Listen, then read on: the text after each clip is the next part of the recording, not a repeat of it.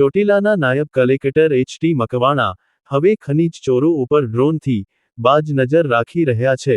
ચોટીલા સબ division હેઠળના થાનગઢ અને મૂળી વિસ્તારના કોલસા પ્રભાવિત વિસ્તારો, ખાસ કરીને જામવાળી, ભડુલો, ભેટ, આસુંદરાળી, ધોળિયા, ઉમરડા, વગડિયા, ખંપાળિયા સહિતના વિસ્તારોમાં ગેરકાયદેસર કોલસા ખનીજ સંબંધિત પ્રવૃત્તિઓ પર સંપૂર્ણ અંકુશ લાવવા તેમજ અગાઉ બંધ કરાવવામાં આવેલ ગેરકાયદેસર કોલસાના કૂવાઓ પુનઃ ચાલુ ન થાય તે માટે નાયબ કલેક્ટર શ્રી એચ.ટી. મકવાણાના માર્ગદર્શન હેઠળ આધુનિક ટેકનોલોજીનો ઉપયોગ કરીને વિશેષ મોનિટરિંગ વ્યવસ્થા ઊભી કરવામાં આવી છે. ગેરકાયદેસર કોલસા ખનીજ પ્રવૃત્તિઓ સામે ઝીરો ટોલરન્સની નીતિ અપનાવી તંત્ર દ્વારા ડ્રોન ટેકનોલોજી મારફતે સંવેદનશીલ વિસ્તારોમાં સતત હવાઈ સર્વેલન્સ હાથ ધરવામાં આવી રહ્યું છે.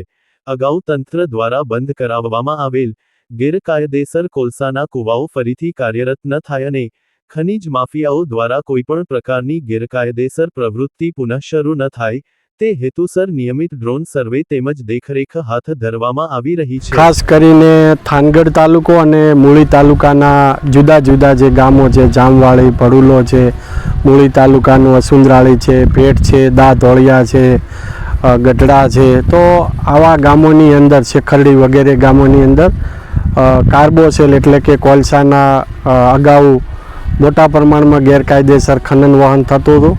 આ તમામ કૂવાઓ ઉપર અમારી નાયબ કલેક્ટર પ્રાંત ચોટીલાની ટીમ, મામલાદાર થાનગઢ, મૂળી, ચોટીલાની સંયુક્ત ટીમો દ્વારા અનેક રેડો પાડી અનેક જથ્થાઓ જપ્ત કરી આ સંપૂર્ણ બંધ કરાવેલું છે.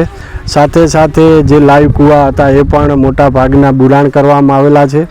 અત્યારે કોઈ ખનન પ્રવૃત્તિ બધી જ અંકુશમાં લઈ લીધેલી છે, પરંતુ આ ટેકનોલોજીનો જમાનો છે. એ ટેકનોલોજીને ધ્યાનમાં રાખી અને જુદી જુદી જગ્યાએ આજે ખાસ કરીને જામવાળી અને ભેટ ગામે આ ડ્રોન ઉડાડવામાં આવ્યું છે અને આ ટેકનોલોજીનો ઉપયોગ કરી અને ખાસ ડ્રોન દ્વારા બાજ નજર નાખવામાં આવે છે કે કોઈપણ જગ્યાએ આજુબાજુ હજુ વિસ્તારોમાં કે ક્યાંય ખૂણે ખાચરે ક્યાંય ભવિષ્યમાં ચાલુ ન થાય એટલે ટેકનોલોજીનો ઉપયોગ કરવામાં આવી રહ્યો છે. ડ્રોન સર્વેલન્સના ઉપયોગથી દૂરના અને કોલસા પ્રભાવિત વિસ્તારોમાં પણ અસરકારક દેખરેખ શક્ય બની છે, જેના પરિણામે અગાઉ બંધ કરાવવામાં આવેલ ગેરકાયદેસર કોલસાના કૂવાઓ ફરી શરૂ થવાની શક્યતાઓ પર અસરકારક નિયંત્રણ પ્રાપ્ત થયું છે.